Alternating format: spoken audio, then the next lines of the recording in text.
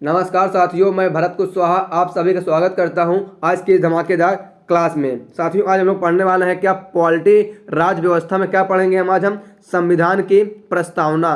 और हमने क्या आपके लिए कल संविधान का निर्माण जो है उसको अच्छी तरह से खत्म कर दिया है। ये हमारी क्या दोस्तों क्लास 2 रहने वाली है और हमने क्या क्लास 1 को कल कंप्लीट कर लिया है। ये जो वीडियो आपके लिए क्या सभी प्रतियोगी परीक्षाओं के लिए महत्वपूर्ण साबित होने वाली। आप किसी भी एग्जाम की तैयारी कर रहे हैं, आप लोग इस वीडियो में शुरू से अंत तक बने रहते हैं तो आपके यहाँ पास क्या है 1 से 2 नंबर पक्के होने वाले किसी भी एग्जाम के लिए। अगर दोस्तों आपको वीडियो अच्छी लगती है तो वीडियो को लाइक करके हमारे चैनल पहली बार चैनल सब्सक्राइब कर लीजिए फॉर मोर पॉलिटी की वीडियो के लिए और सभी एग्जामों की तैयारी के लिए। दोस्तों करते हैं वीडियो का स्टार्ट हम और चलते हैं कि आज के हम पहले प्रश्न की ओर देखते हैं। साथियों हम आज का पहला प्रश्न देखिए दोस्तों, पहला प्रश्न आपका है भारतीय संविधान के किस भाग को उसकी आत्मा की व्याख्या प्रदान की गई है। ये क्या आपका एनसीईआरटी बेस्ड क्वेश्चन रहने वाला है। ए नंबर है प्रस्तावना, बी नंबर है मौलिक अधिकार, सी नंबर आप देखिए तो सी नंबर आपका है राज्य के नीति निर्देशक तत्व और डी नंबर आपका है संविधान के सभी अनुच्छेद। तो बात करें सही उत्तर तो आपको जो ऑप्शन नंबर ए है प्रस्तावना को क्या है आपका उस भाग संविधान के भाग की आत्मा कहा गया है, ये व्याख्या की गई है। तो ऑप्शन नंबर ए दोस्तों आपका प्रस्तावना बिल्कुल ही सही जवाब होने वाला है। फिर दोस्तों वहीं चलते हैं कि हम अगले प्रश्न की ओर देखते हैं। दोस्तों आपका अगला प्रश्न देखिए, प्रश्न आपका 2 नंबर है धर्मनिरपेक्षता का अर्थ है क्या। धर्मनिरपेक्षता का अर्थ है ए नंबर है राष्ट्र का अपना धर्म, बी नंबर है राष्ट्र का धर्म से कोई संबंध नहीं है और देखिए ऑप्शन नंबर सी इसमें है क्या कह रहा है राष्ट्र सभी धर्मों को मान्यता देता है लेकिन उसका अपना कोई धर्म नहीं होता। सही बात है। और डी नंबर आपका है इनमें से कोई नहीं। तो साथियों जो बात करें सही उत्तर तो आपका जो ऑप्शन नंबर सी है वो बिल्कुल ही सही हो जाएगा।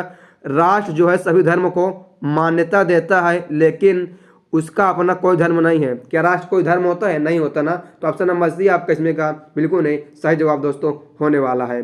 फिर साथियों आइए चलते हैं हम साथियों अगले प्रश्न की ओर देखते हैं। दोस्तों हम अगला प्रश्न देखिए, आपका अगला प्रश्न जो है प्रश्न नंबर 3 है क्या कह रहा है निम्नलिखित में से वे 2 शब्द कौन से हैं जिनका समावेशन 42वें संशोधन द्वारा संविधान की उद्देशिका में किया गया था। यानी 42वें संविधान संशोधन में किन 2 शब्दों को जोड़ा गया है आपको लोगों को ये बताना है। ए नंबर है धर्मनिरपेक्ष लोकतांत्रिक, बी है प्रभुत्व संपन्न लोकतांत्रिक, सी है समाजवादी धर्मनिरपेक्ष, या डी नंबर आपका है धर्मनिरपेक्ष और गणतंत्र। तो आप लोग बताइए कौन से 2 शब्द हैं जो जोड़े गए हैं 42वें संविधान संशोधन द्वारा। तो बात करें सही उत्तर तो ऑप्शन नंबर इसमें कभी सी नंबर सही होगा। समाजवादी और धर्मनिरपेक्ष को क्या है 42वें संविधान संशोधन द्वारा साथियों जोड़ा गया है। ये प्रश्न आपका देखिए क्या है SSC 2018 में पूछा है, तो लोग समझ सकते हैं कि ये प्रश्न आपके लिए कितना महत्वपूर्ण होने वाला है। फिर दोस्तों आइए बढ़ते हैं अगले प्रश्न की ओर देखते हैं। आपका हम अगला प्रश्न देखिए दोस्तों, आपका जो अगला प्रश्न है कह रहा है निम्नलिखित में से कौन सा शब्द भारत के संविधान की उद्देशिका में नहीं है। इनमें से क्या एक जो है उद्देशिका में नहीं है संविधान में। ये प्रश्न आपका क्या है MPPCS 2015 में पूछा हुआ। क्या मध्य प्रदेश PCS को एग्जाम होता है ना, उसमें 2015 में पूछा हुआ है। ए नंबर है समाजवादी, बी है पंथ निरपेक्ष, सी है प्रभुत्व संपन्न, डी आपका है लोक कल्याण।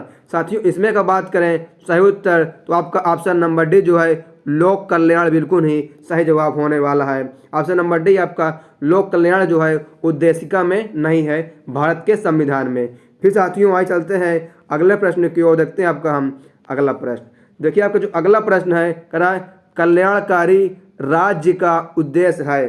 ठीक है। ए नंबर है अधिकतम संख्या का अधिकतम कल्याण सुनिश्चित करना, बी नंबर है कमजोर वर्गों के कल्याण का प्रबंध करना, सी नंबर है सभी नागरिकों को स्वास्थ्य सुविधाएं प्रदान करना, डी नंबर आपका है उपयुक्त में से कोई नहीं। ठीक दोस्तों, तो बात करें सही उत्तर तो इसमें भी आपका ऑप्शन नंबर दोस्तों बी नंबर सही है। ठीक है, ऑप्शन नंबर बी कमजोर वर्गों के कल्याण का प्रबंध करना। जो कमजोर वर्ग के लोग होते हैं क्या है कल्याण का प्रबंध करना बिल्कुल ही सही जवाब होगा। ये प्रश्न आपका क्या है UPPCS 2015 में पूछा गया है। सही प्रश्न हमारे पूछे ही है तो आप लोग वीडियो में शुरू से अंत तक बने रहें। हम आपसे यही निवेदन कर सकते हैं साथियों। अगर आपको वीडियो अच्छी लगती है तो आप लोग क्या वीडियो को लाइक कर दीजिए, क्योंकि आप लोगों को एक लाइक से हमें बहुत ही मोटिवेशन मिलता है और आपके लिए 20 दिन लगातार शाम 7 बजे पॉलिटी को पढ़ाएंगे। तो आप लोग हमारे साथ बने रहें। और साथियों आपको बता दें, अगर आप लोग कैसे PDF चाहिए, ठीक है, PDF पाने के लिए आप करना कुछ नहीं है, डिस्क्रिप्शन बॉक्स में आपको क्या है हमारे टेलीग्राम चैनल और व्हाट्सएप चैनल का लिंक दिया हुआ है, वापस PDF आपको मिल जाएगा। लेकिन उसके लिए एक शर्त है, PDF में अनलॉक लगा हुआ है। PDF का लॉक कब खुलेगा? जब आप लोग क्या है 100 लाइक कंप्लीट करवा देते हैं, ठीक है। जब आप लोग क्या 100 लाइक कंप्लीट करवाएंगे तो जो PDF का लॉक है वो हट जाएगा, आपको क्या PDF फ्री में मिल जाएगा। और सभी चीज़ का ऐसा ही होने वाला, जितने भी टॉपिक पॉलिटी के आने वाले हैं 100 लाइक कंप्लीट करवा दीजिए, PDF का लॉक आपको तुरंत खुल जाएगा। फिर दोस्तों आइए चलते हैं अगले प्रश्न की ओर। देखते साथियों हम आपके लिए अगला प्रश्न देखिए। दोस्तों आपको जो अगला प्रश्न है, भारत को एक गणराज्य मुख्य रूप से माना जाता है क्योंकि, क्यों माना जाता है ये बताना है। ए नंबर है राज्य अध्यक्ष का चुनाव होता है। बी नंबर है उसे 15 अगस्त 1947 को स्वतंत्रता मिली। डी नंबर है उसका अपना लिखित संविधान है। या डी नंबर है उसकी सरकार संसदीय प्रणाली के अनुसार है। अब बताइए इसमें का सही उत्तर क्या है। तो साथियों बात करें सही उत्तर, तो ऑप्शन नंबर आपका है राज्याध्यक्ष का चुनाव होता है, इसलिए राज्य अध्यक्ष जो होता है चुनाव होता है, इसलिए क्या है भारत को एक गणराज्य मुख्य रूप से माना जाता है। ऑप्शन नंबर आपका ए बिल्कुल ही सही जवाब दोस्तों हो जाएगा। फिर आइए चलते हैं हम अगले प्रश्न की ओर। देखते हैं आपका हम अगला प्रश्न। देखिए आपका जो अगला प्रश्न है, प्रश्न नंबर 7 है, भारतीय संविधान की प्रस्तावना के सिलसिले में निम्नलिखित में से कौन सा क्रम सही है। इसमें से क्या है दोस्तों, आपका एक क्रम जो है सही है।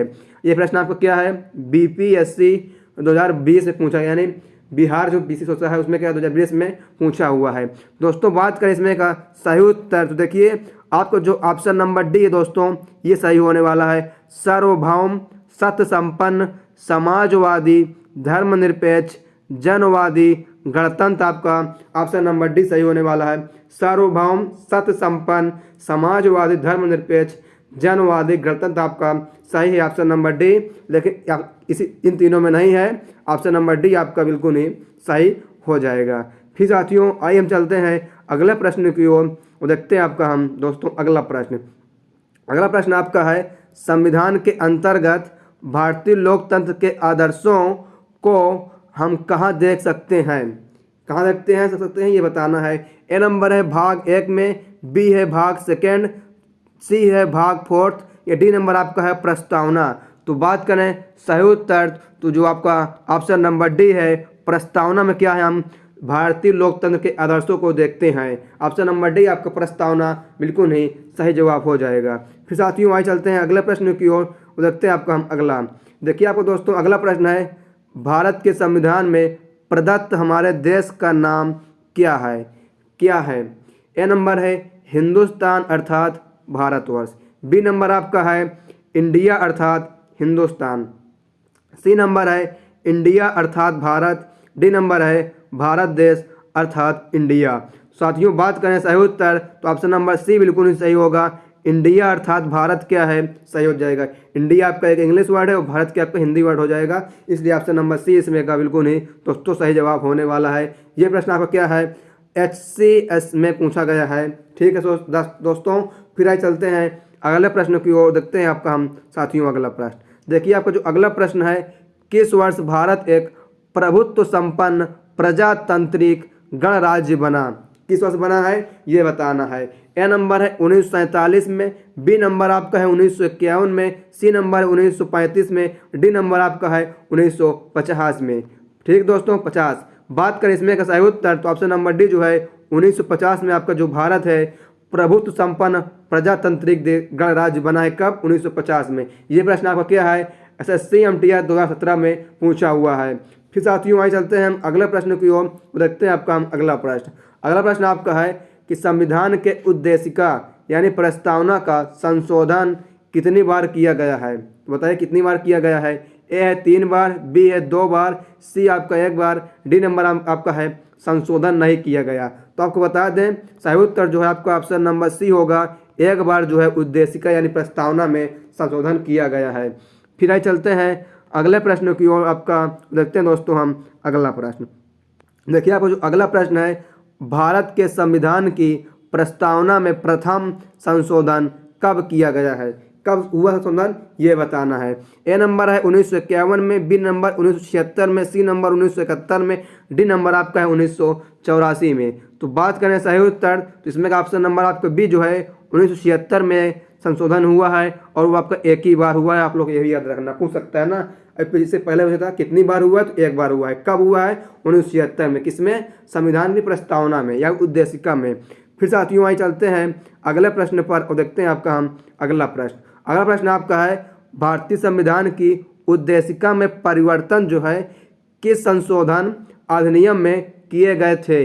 ये प्रश्न आपका SSC 2017 में पूछा गया है। ए नंबर आपका है 38वां संशोधन 1975, बी नंबर है 40वां संशोधन अधिनियम 1976, सी नंबर है 42वां संशोधन अधिनियम 1976, डी नंबर आपका है 44वां संशोधन 1979। साथियों बात करें सही उत्तर तो ऑप्शन नंबर सी है, ये ई नहीं है, ठीक है। 42वां संशोधन 1976 में आपका किया गया है। ये एक बार ही हुआ था, ये भी याद रखना। कब हुआ? 1976 में। किस संशोधन के तहत? तो 42वें संशोधन अधिनियम के तहत हुआ है।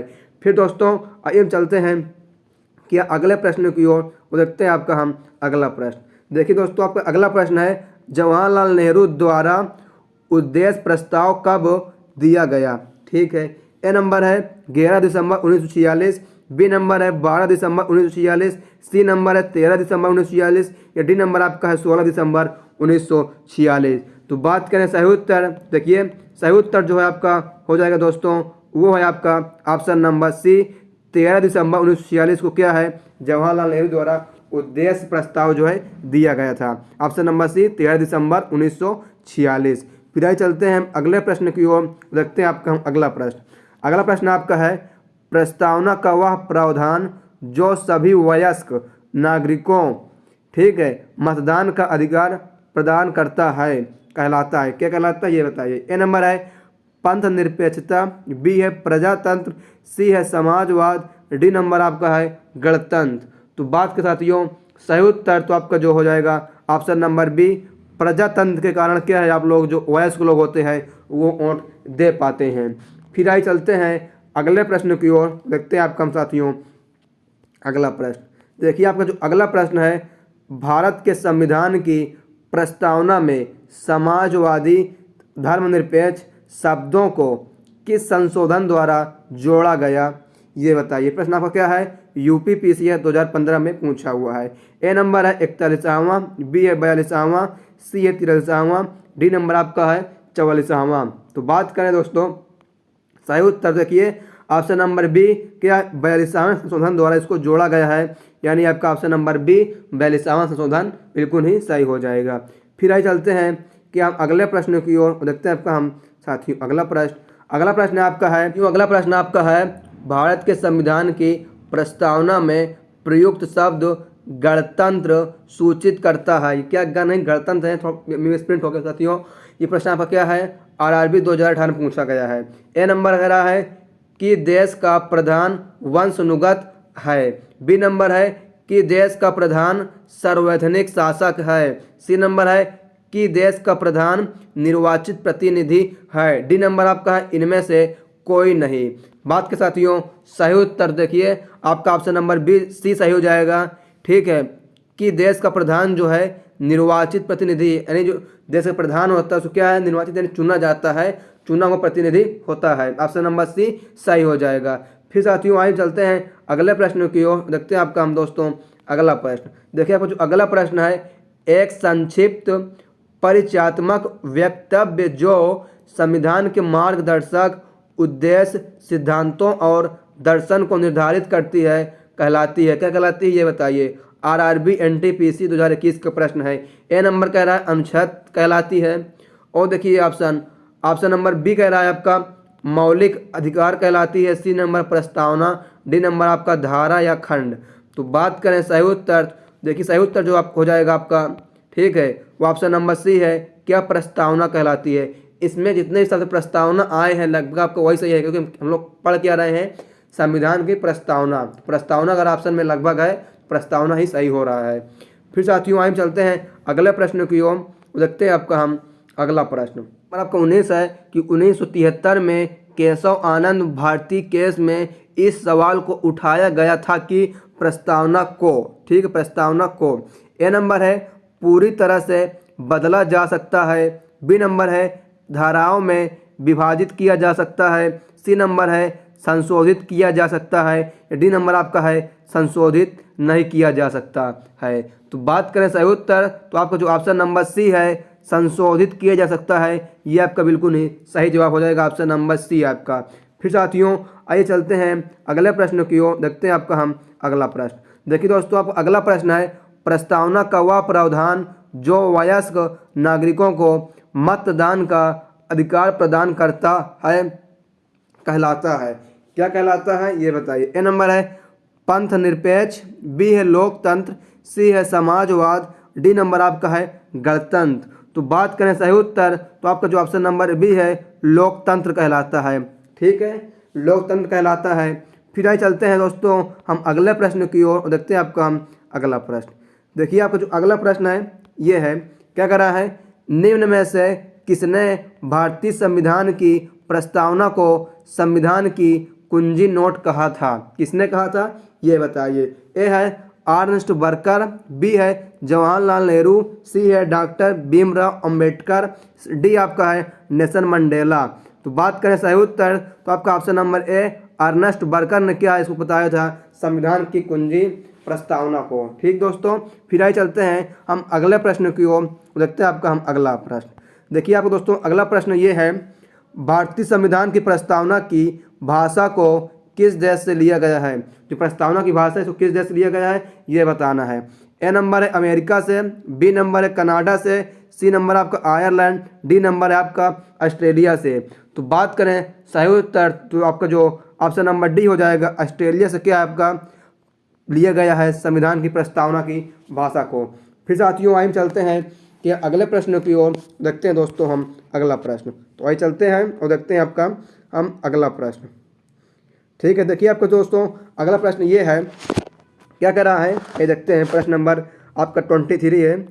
प्रश्न ये है आपका, कह रहा है निम्नलिखित में से किसने भारतीय संविधान की प्रस्तावना को हमारे संप्रभु लोकतांत्रिक गणराज्य की जन्म कुंडली कहा है। किसने कहा है दोस्तों आप लोग को ये बताना है। ए नंबर आपका कि जवाहरलाल नेहरू ने कहा है, बी आपका है वल्लभ भाई पटेल ने कहा है, और देखिए ऑप्शन नंबर सी आपका है कि भीमराव अंबेडकर जी ने कहा है, डी नंबर आपका है के.एम. मुंशी ने कहा है। तो बात करें सही उत्तर तो आपका जो ऑप्शन नंबर डी है के.एम. मुंशी ने इसको कहा था। ठीक साथियों कि जो है जन्म कुंडली कौन कहा था, के.एम. मुंशी जी ने कहा था। फिर दोस्तों आपको अगला प्रश्न ये है उद्देश्य प्रस्ताव को संविधान सभा द्वारा कब स्वीकार किया गया।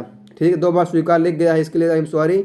ए नंबर है 22 जनवरी 1947 को, बी नंबर है 23 जनवरी 1947 को, सी है 26 जनवरी 1950 या डी नंबर आपका है 26 नवंबर 1949। बात का सही उत्तर तो ऑप्शन नंबर आपका ए बिल्कुल नहीं सही हो जाएगा। 22 जनवरी 1947 को क्या है संविधान द्वारा स्वीकार जो है प्रस्तुत किया गया था।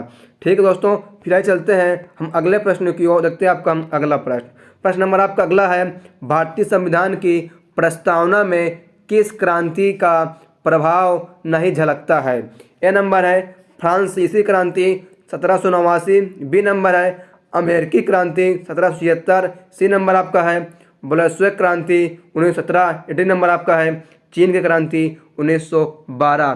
साथियों बात करें सही उत्तर देखिए आपको जो ऑप्शन नंबर डी है चीन की क्रांति 1912 जो है भारतीय संविधान की प्रस्तावना में नहीं झलकती है। ठीक क्रांति। फिर आइए चलते हैं अगले प्रश्न की ओर। देखते हैं आपका हम दोस्तों अगला प्रश्न। अगला प्रश्न आपका है संविधान के अंतर्गत भारतीय लोकतंत्र के आदर्श को हम कहाँ देख सकते हैं।